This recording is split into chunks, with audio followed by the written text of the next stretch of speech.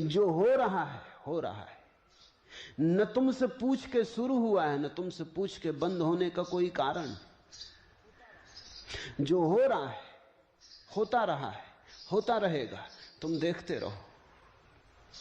बस इसमें ही क्रांति घट जाती। दुनिया में दो तरह के लोग हैं। एक हैं भोगी।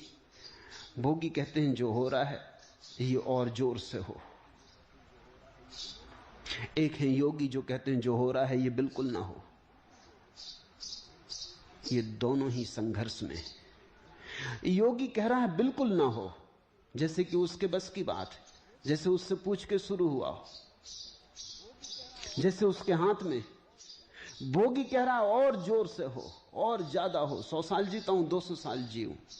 एक स्त्री मिली, 1000 स्त्रियां मिले, करोड़ रुपया मेरे पास है, 20 करोड़ रुपया मेरे पास हो।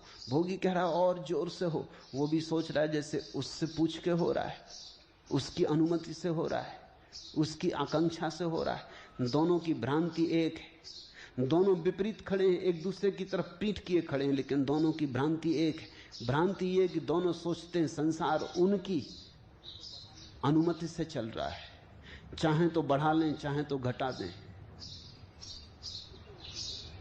तुम्हारे किए कुछ भी नहीं हो रहा है, तुम करता नहीं हो।